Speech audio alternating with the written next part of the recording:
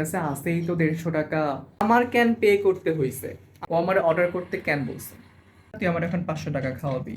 একবার অর্ডার দিয়ে এই যে আমার পে করতে হয়েছে 240 টাকা। তো আমি তো ভুল আর এখন কিছু অর্ডার করব না। আসসালামু আলাইকুম সবাইকে, আশা করছি আপনারা সবাই অনেক বেশি ভালো আছেন। আলহামদুলিল্লাহ আমরাও ভালো আছি। তো একটা মজার ব্যাপার ঘটছে আজকে। তো আমি, আমার ছোট ভাই, আমার ভাতিজা আর আমার বন্ধু সবাই একসাথে বসে গল্প করতেছিলাম।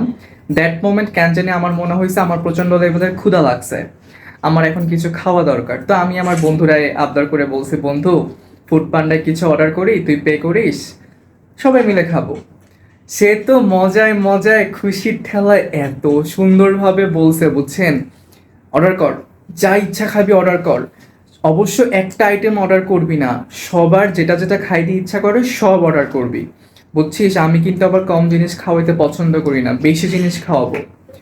তো আমিও মজার ছলে ঢুকলাম, ঢুকে দেখলাম বাবার বাবা আমার জন্য কয়েকটা রেস্টুরেন্ট থেকে কয়েকটা কয়েকটা বলবো না, কিছু আইটেমের উপরে 25% ডিসকাউন্ট আছে। তা আমিও মজায় মজায় অর্ডার করলাম।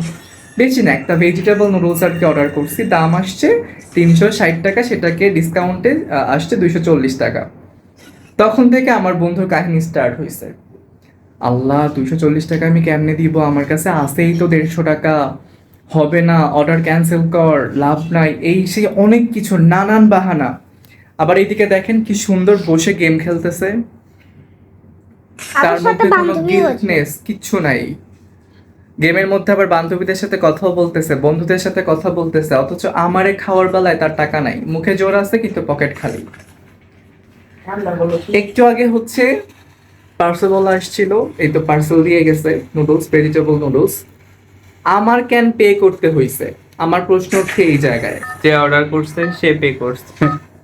আমি আমার বিকাশ থেকে 240 টাকা পে করছি। আমার প্রশ্ন হচ্ছে, ও যদি খাওয়াইতে নাই পারবে, ও আমার অর্ডার করতে কেন বলছে?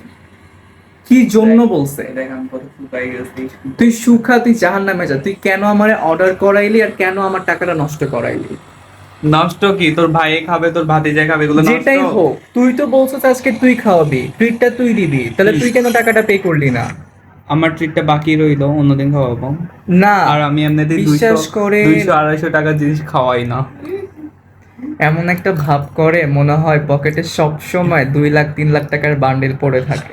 চল বুফেতে নিয়ে যাবো, চল। 250 টাকা পে করতে পারতেছো না, 150 টাকা আছে পকেটে, আর তুমি আসছো এখানে বড় লোকি ভাব দেখাতে আমারে। তুই আজকেই যে এই যে আমার যেই টাকাটা নষ্ট করাইলি, নষ্ট বলবো না, খাইলে তো সবার কাজেই লাগবে, মানে এটা যে আমার একটা এক্সট্রা খরচ করাইলি, তুই তুই নিজে খাওয়ানোর কথা বলে এই 250 টাকাটা ডাবল করলে 500 টাকা হয় না? তুই আমার এখন 500 টাকা খাওয়াবি। এখন কবে খাওয়াবো তুই সেটা বল।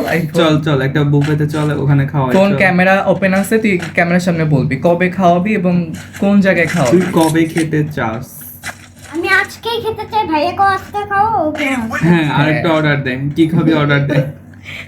আরে ভুল করতাম না গাইস, আর না, একবার অর্ডার দিয়ে এই যে আমার পে করতে হয়েছে 240 টাকা। তো আমি তো ভুলও আর এখন কিছু অর্ডার করব না, ঠিক আছে। ও আমার যে 250 টাকা আজকে খোয়াইছে, এই 250 টাকাকে 500 টাকা করে কোনো একটা জায়গায় আমি খাবো, এবং সেদিন ইনশাল্লাহ আমি ব্লগ করব।